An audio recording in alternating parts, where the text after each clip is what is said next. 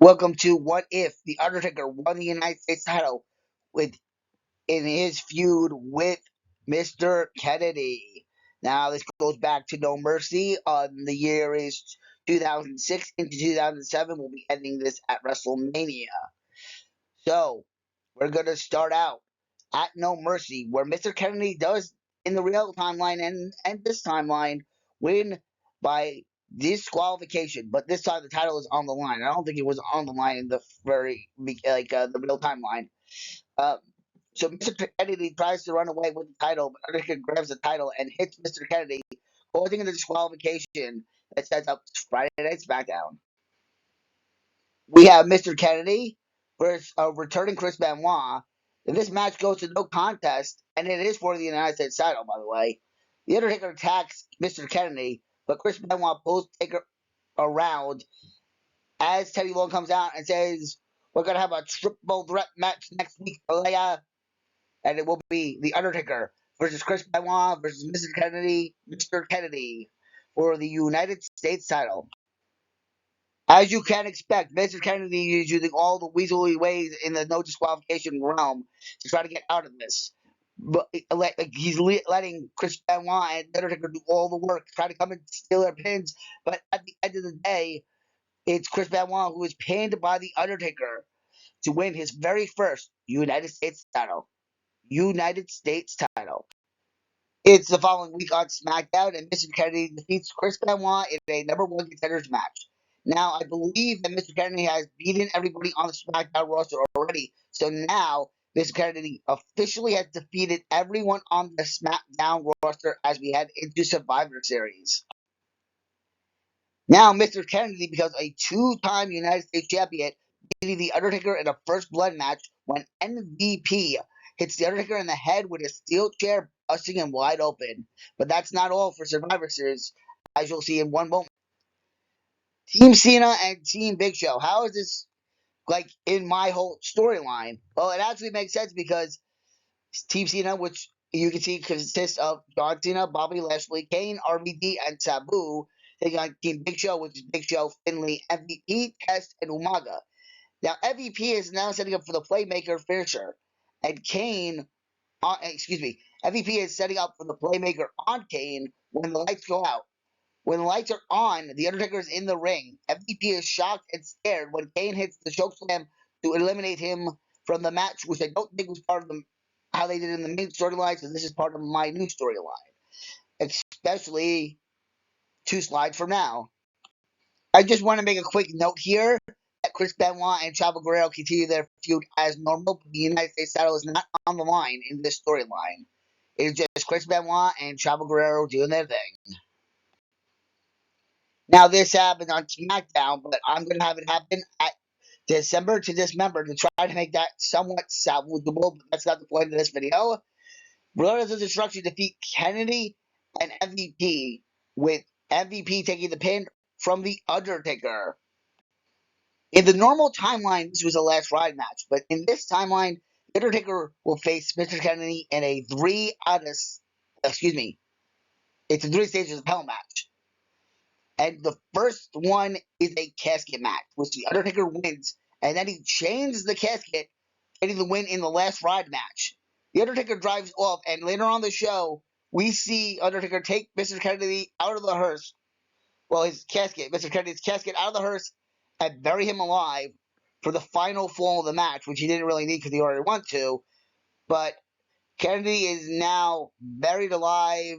This is Undertaker's second win in second United States title win, by the way, is what I'm trying to say.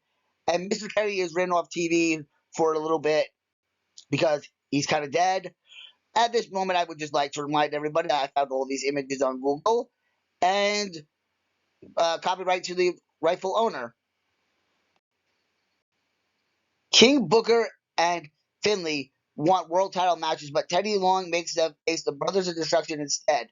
The Brothers of Destruction win, but after their match, Chris Benoit attacks both The Undertaker and Kane, demanding a United States title match.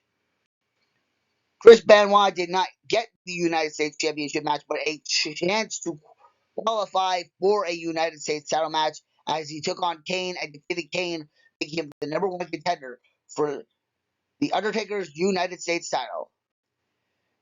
I know how this looks. It looks like a match, but it's not a match. It's a promo segment, which I'm going to point out every time we have a promo segment so you guys don't get confused. But Chris Benoit confronts The Undertaker saying he beat Chavo Guerrero.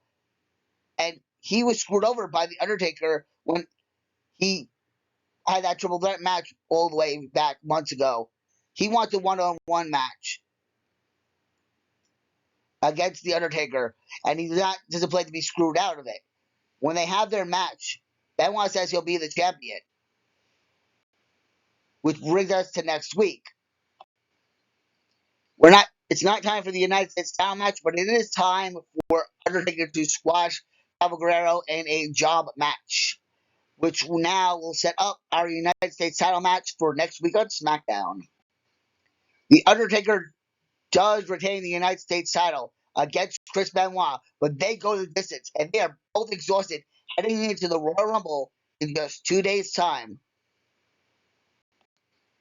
Another quick note, since Mr. Kennedy is buried 6 feet under, MVP won the Beat the Clock challenge, and then he loses his world title match to Batista, but that's another altercation of this timeline being improved, messed up, whatever you want to say. I think we're in a good timeline, but I also know this is very creative on my part. So let's actually go to The Undertaker and the Royal Rumble. So there are some notes for this Royal Rumble that I changed. So we're going to go through them. As Chris Benoit is 17 and he struggles throughout the match, MVP is replaced by the Boogeyman. It doesn't really matter who you replace in this match because it doesn't matter for the outcome of the match. Khali gets 7 eliminations, like in the normal timeline, I believe. And instead of eliminating Chris Benoit, Khali eliminates the Boogeyman, which is why I said it doesn't really matter who you throw in that spot. Anyway, Khali tosses Benoit to the apron, and Khali goes for the Khali chop. But Benoit moves out of the way, and Khali's hand hits hard on the ropes. Chris Benoit locks in a guillotine on the Great Khali through the ropes, and Benoit pulls him, the Great Khali, over for the elimination, kind of the way he defeated Big Show to win his Royal Rumble match in 2004. The Great Khali gets back in the ring. The Great Khali gets back in the ring and chops Chris Benoit in the back, and he eliminates him, making his 8th elimination. Originally, MVP, who was not in the match, was replaced by the Boogeyman, and the Great Khali were eliminations of the Undertaker. But this timeline, you only need one elimination to win a Royal Rumble, and that's what the Undertaker did by eliminating Shawn Michaels, his one and only elimination to win the match from number 30. If I haven't said that already, but Undertaker doesn't know who he wants to face at WrestleMania, and he won't know for a while in this story. Kane says he doesn't care who the Undertaker picks for WrestleMania, but he wants a one-on-one title match because he never held the United States title. The Undertaker is happy to agree to his brother's request at the No Way Out pay-per-view, which is coming up right now. There is no way out of this match, but the referee does fall. With a referee bump, Undertaker does hit a chokeslam to Kane, but Batista comes in after that and spears the Undertaker. Batista hits a spinebuster on the Undertaker and a Batista bomb, setting up Kane for a chokeslam and a tombstone piledriver that ends the Undertaker's United States title reign. This will be the last point of contention with Undertaker and the United States title, even though this is the whole point of the experiment here. On the following Friday Night SmackDown, Booker T, or King Booker, and Finlay attack Kane. The Undertaker didn't know who he wanted to face at WrestleMania, but now he knows it has to be Batista. And now it is time for the new WrestleMania card. Originally, it was Carlito and Ric Flair defeating Chavo Guerrero and Gregory Helms on the pre-show. So I just threw the tag team champions in there. London and Kendrick to lose to the Nature Boy, Ric Flair, and Carlito. So Ric Flair and Carlito win this match, and I would say down the road they would probably get a tag team title match on Raw that they would probably lose. But that's not what we're talking about, because we're talking about the other 3 matches from WrestleMania here. It's time for Money in the Bank. We originally had King Booker, CM Punk, Finley, Randy Orton, Mr. Kennedy, Edge, Jeff Hardy, and Matt Hardy.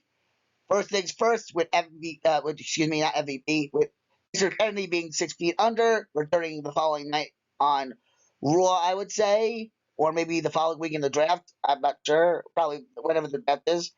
MVP will replace Mr. Kennedy, and with Finley and Booker T or King Booker going to be in the next match, Chavo Guerrero and Gregory Helms will be replacing them. Now, who wins? I would go with Edge because that's what had in the original timeline. Eventually, so Edge wins this match, and we'll go on to do everything normal as we continue on with our new WrestleMania card. Chris Benoit and the Big Ali do face off at WrestleMania.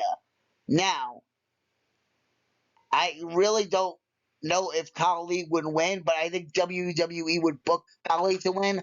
So I'm going to have Khali win, but I think Chris Benoit is going to do his darndest to try to get Khali over and prepare him for his feud with John Cena over the summer, which I think is this year. But if it's not, it's cool. But you know what I'm saying? I think WWE would put over Khali, so that's where I'm going to go with this one. And we have one more match before we get to the finale. King Booker and Finley, once tag team partners, now face Kane in a triple threat match.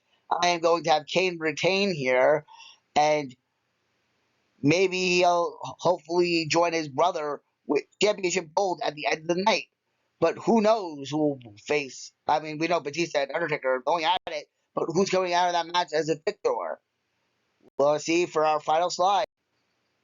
Just to make a note, I feel like I said this before, but I don't want to say it again. All images are found on Google, can be found on Google. Copyright to the right person. The Undertaker and Batista now.